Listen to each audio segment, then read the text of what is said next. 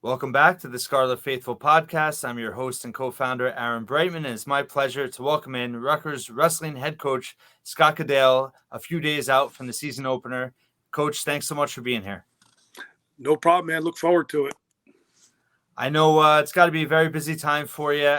Just coming off the Princeton Open over the weekend. Quite a deep team coming into this year. What was how helpful was having the meet this past weekend just to get ready for your first duel coming up on Friday?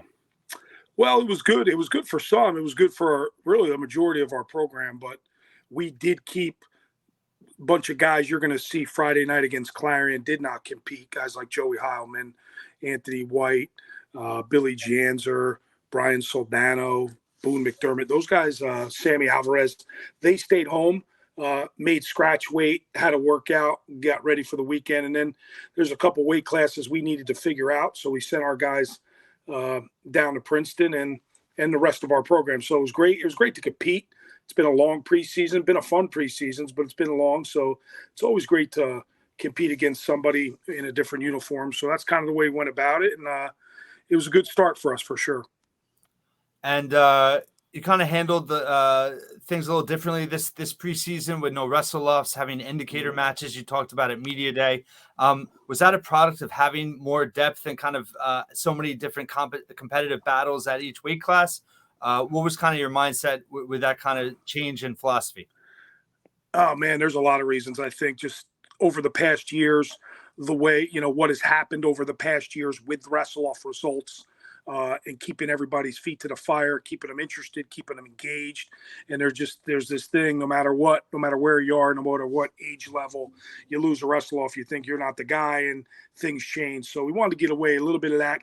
College wrestling, college sports for that matter, is changing a great deal. You can read between the lines there. So, that had a little bit to do with it. And then really probably maybe the most important thing is you get a different kid when they're wrestling their teammate. You get a different type of match. You get guys are super tight because they know each other so well.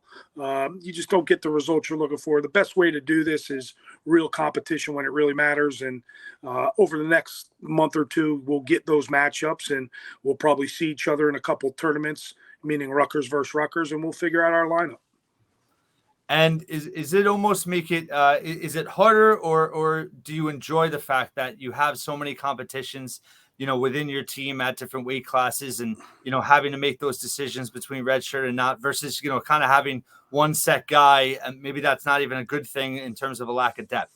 No, that's a great question. I love it. I mean, we finally got competition in the room. We finally got anxiety every day. There's competition in the room, which is good. There's nerves being built up, which is good. Guys are trying to outwork each other, which is always, iron sharpens iron. That's important. We talked about it today as the staff. Obviously it's well documented what's happening at 125 with our program. And we have two guys we absolutely believe at some point in their career are going to contend for national championships. And right now think they could be All-Americans. So that's kind of where we're at. We got to do it right. They both deserve to wrestle right now. And there's a lot that goes into it. Everybody thinks, well, just redshirt them. That's the easy thing, right? Just redshirt them. Yeah, that'd be great. We lose that depth, right? Once you're redshirting. And the reality is these kids don't want a redshirt a lot of the times. They don't want to be in college for 6 years. They don't want to go through college season for 6 years. It's a hard thing to do. And then there's others that really want a year to develop, and they want guys to maybe graduate, and they want their weight to maybe clear out a little bit. So there's a whole heck of a lot that goes into it. But really, to answer your question in a long-winded way, it's great having competition up with Clarion. What's a better matchup with Arizona State? Those kind of things make it really, really fun. So it's a good problem to have. Everybody says that, and yeah, we kind of enjoy it. And with the new rule now, with freshmen being able to take part in 5 matches before they burn their red shirt, how much has that played into it? And does that just give you an opportunity to test things out even more? Yeah, I think it's really, really important. You get an idea. We sent 6 freshmen down to Princeton, wrestled them attached. And some guys are maybe close to ready, and some guys aren't ready at all, and they need some time. So we're going to use these 5 dates to kind of see where they're at. And then some Some will be used in maybe February, January, February, well, probably not March, but January and February until we have to make a decision. So it's going to help with our lineup. It's going to help if there's injuries in your lineup. And I think I don't only mean that for Rutgers. I mean that across the board around the country. So I think it's a really, really good rule. The next step in the rule should be everybody who's redshirted gets at least 5 dates. So I think that would be really, really cool. So, but yeah, we're going to use the rule. It's going to help us. We'll figure out some things with our freshmen, just how good they are, see how ready they are. And then from there, obviously, like I've talked about plenty, is go on and make some decisions. So I really like what you had to say at Media Day, just talking about, wanting to take a next step with this program. Obviously, you've had tremendous consistency over the years, 6 straight years with multiple All-Americans. You had your most dual match wins in program history last year, but you want to get into that top 10 range. What does this team this year need to do to be able to do that? Well, I think I talked about that a little bit at Media Day. We need to win a big match. We need a big match, get us going a little bit. We need to believe we can compete with the big boys. I think from an individual standpoint, there's guys that believe that.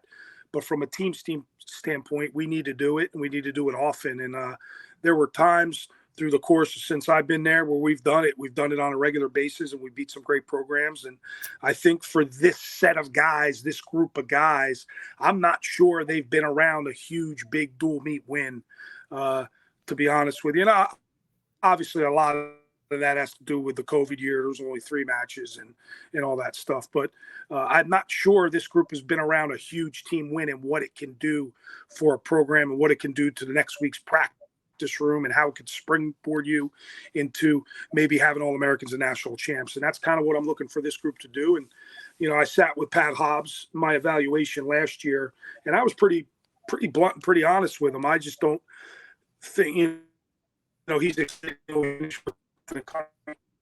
just not good enough anymore. It's not where this program, and I don't mean that in a negative way. And I think the team will tell you right now, we're not happy with it. We need to be better. We need to be better, and that's in all areas, all facets, and in coaching and recruiting and development and winning big matches. And the days of having 2 and 3 All-Americans is great, but it has to be better. And that's kind of that's our mindset. And I'm also very realistic in our goals. The team is capable of. I think it starts with that mindset day in and day out. And I think these guys have that right now and understand, top 15 in the country isn't good enough anymore. We need to be better. And how much does it help in terms of bringing in, proven guys like Joe Heilman and then, Brian Soldano, 3-time high school champ, just kind of adding the talent level to the roster and increasing the competition to raise those standards? Yeah, I think that's important. I think we try all the time, try to bring the best guy available. And that's where we're at right now. Joey Heilman reminds me a lot of Greg Bolak when he first started. Now, let's see how he competes, right? That's the question mark I kind of talked about at Media Day. Different conference, different world, different back home in Jersey. Is there extra pressure? I don't think so. He's such a pro at what he does, and he trains his tail off, which is awesome to see. He's an incredible leader without trying to be a leader. He's not trying to do too much. He's being Joey Heilman, and obviously we've known him forever. He grew up in our backyard. So I look forward to that, and I look forward to Brian. I think this is an interesting step. This is, again, it's a different world. This isn't high school wrestling. He's not going to have 100 pins. That's for darn sure. And but he's going to have some. I can tell you that. He's going to have some. He's very, very good, fun to watch. I think he'll be a fan favorite. But the reality is he's got a tough one Friday night. So that's college wrestling. It'll happen. It'll be tough on Friday, and it'll probably be very difficult on Saturday. So we look forward to that. I know he loves wrestling. Both those guys we're talking about right now really love the sport. So I look forward to Joey finishing out his career on a high note where he wants it to. And I look forward to watching Brian develop and doing some really great things in front of our fans. Talking about the benefit of a red shirt, Tony White last year was ranked the number 1 red shirt, 22-4 unattached. What are the expectations for him at 149 this year? I think the expectations are high. I think they're high from within himself. I know there's a huge goal there for him. I truly believe that nobody works. There's not many people that work like him. I could tell you that. And again, another one who just loves the whole process, loves to train, loves to lift weights and try to get stronger, loves to get better, loves to, figure out his weaknesses. He's a mat rat. He's in there all the time, all summer long, type of guy that's put in a ton of time. So there's expectations there. There's no doubt. I'm not going to put a label on what we think he can do. I mean, for me, it's about let's try to win one tomorrow night or Friday night. And that's kind of where we'll go from there. But he's seasoned. He wrestled 26 times last year. He wrestled a ton over the spring and summer and freestyle events. So he's ready to go. And not only our staff and our guys, but I think the fan base is very excited to see what Anthony does. And in terms of heavyweight with Boone McDermott, you talked about how he put on a lot of weight. That was obviously intentional. How does that make him or kind of elevate his ability to perform at a higher level this year?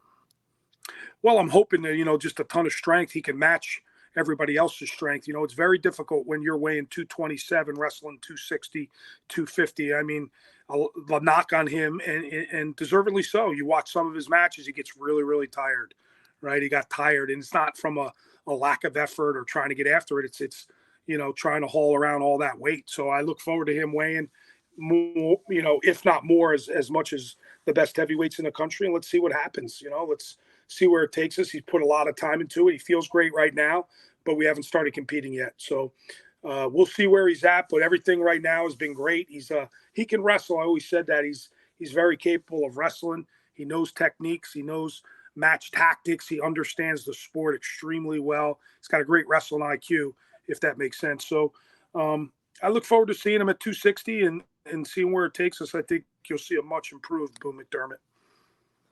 And you mentioned at media day about John Posnanski, being in the best shape you've ever seen him in. What preparation did he put into things this offseason? And I guess, what are your expectations for him? He took a break. He took a break from the wrestling room. Maybe the first time he's taken a break in a long, long time. He wasn't really with us. I mean, he was around the program, but he wasn't in there every day. So that was by design. That's something we talked about. I think you need to find the love again a little bit. And he did that and wrestled great this past weekend. I just got done doing his stats. He had 17 takedowns, which that's a lot. That's a lot of scoring and a lot of shooting. He was really getting after it like he did, 2 years prior. So a lot goes into that. I think his mind is in a really, really good spot right now. I think he feels really good. So we'll see. We'll see what happens with him. We'll see what happens with Brian. Then we'll make a decision. But John's in a good spot right now. And so we're obviously excited about that. And just talking about your schedule, it's, you have those non-conference ranked foes early on with Arizona State pretty quickly, and then Penn at the grapple, and then also obviously Princeton. How important is that to get you ready for Big Ten competition? Yeah, I think it's a great out-of-conference schedule. We'll go out to Stanford, too, which is going to be an incredible test. So, yeah, we're going to be tested right away. I think, from November, December, those 2 months, we're going to have our hands full. But that's good. That's why we put that time in the summer. There's a reason, right? There's a reason, and that's the reason why we front-loaded the schedule a little bit. And, again, I said this at Media Day, it was easy to schedule November and December, and that's why we were able to do it. So, I look forward to it. I look forward to seeing where we're at. We get a huge test Saturday. I think we get a big test Friday night. These Clarion boys are extremely tough. And then we get into Arizona State, which is the number 3 team in the country. So, just like, this is kind of boring, right? Just keep getting better one day at a time. You hear all these cliches. That's kind of our approach. And then when you're given an opportunity, get after the opportunity. And that's kind of the way we're going about this weekend. There's a huge opportunity, 1, to wrestle at home, 2, to wrestle the number 3 team in the country.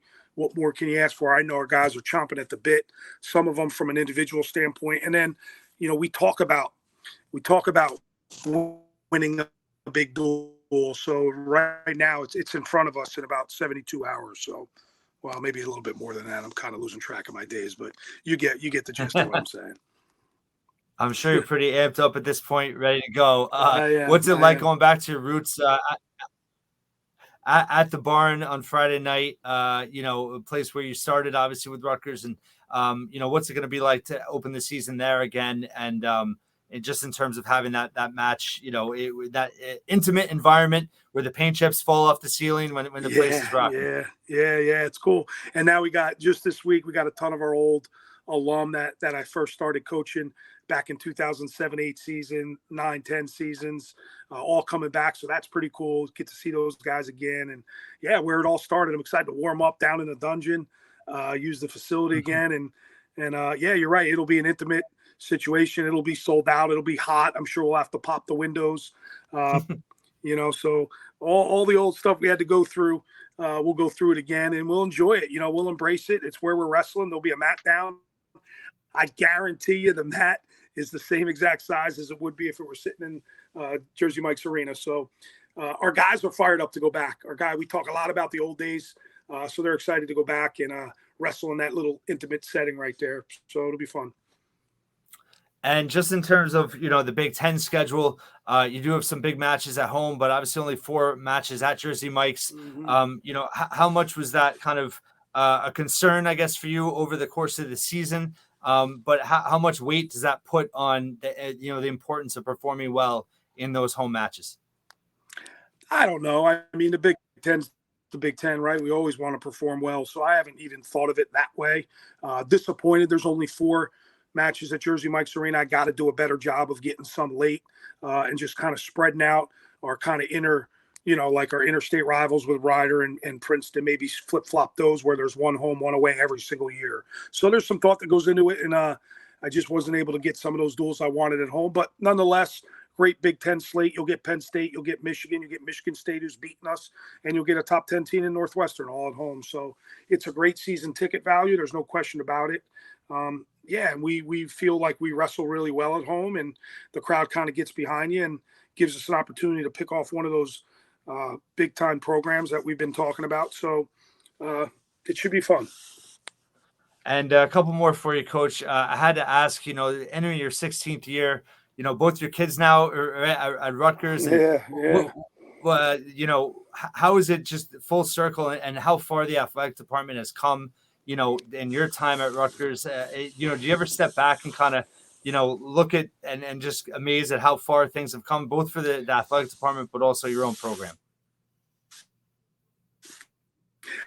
I do. I think about our athletic department a lot. And now that we're going back to College Ave, obviously, I think about it quite a bit. But I've been through 4 or 5 athletic directors, 4 or 5 head football coaches, 4 or 5 head basketball coaches. I don't know, 10 to 12 strength and conditioning coordinators, 10 to 12 trainers, academic advisors. I've seen it all. I've been through it all. But it's all good. Where this athletic department has gone over the last 3 or 4 years is just amazing.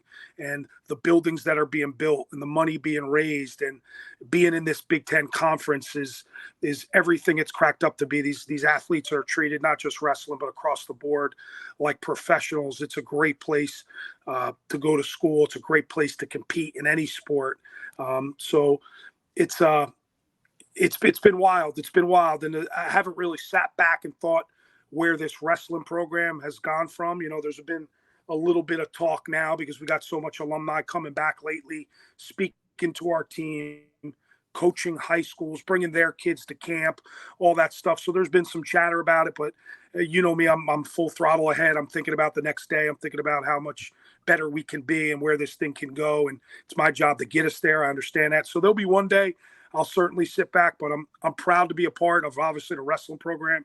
Super proud to be a part of the athletic department. Again, it's a great place and a great conference, and it's everything we thought it would be. You talk to these coaches, my peers, who are now good friends, and because I'm really the older one now, really, with C. Viv leaving, I'm probably the oldest one there, I think, and just tell them how it would be when you win here and what it's like when you win here, and there's nothing like it. So, partially because of the Jersey fan base, partially because of the state itself. But I just love everything. I love to go to work every day. And as long as that fire is still burning inside, we'll keep doing it. And that's just the way I live my life and go about it. And last question for you, just in terms of what is this program? What does each individual wrestler need to be able to do to, meet your own expectations, your high standards for where you want this program to be in March? Just buy into the process, believe in the process, believe in the system. Good things are going to happen. We've proven it can happen over and over and over again. Just buy in. And it's not the most talented kid in the world. Obviously we've had those, right? We've had a couple national champs that, came in incredibly gifted and talented and were great wrestlers, but we've had others that just bought into what we're doing and believed in the process. And that's important. It can't just be about getting your hand raised, although that's important. It's not just about that. There's a whole process that goes in there, that goes into it. And there's so many peaks and valleys. You just got to believe in what you're doing and think about it. Hard day's work is really, really important, and just embrace that, and you'll be fine. Coach Scott Goodale, wish you the best of luck this season. I'd be remiss not to mention your next win will be your 200th at Rutgers. Oh, man, I didn't want to hear that. I know you don't want to talk about it, but I have to mention it. I hope it happens for you Friday. I wish you the best of luck this season. We'll be following. I appreciate it, man. Thanks for having me on.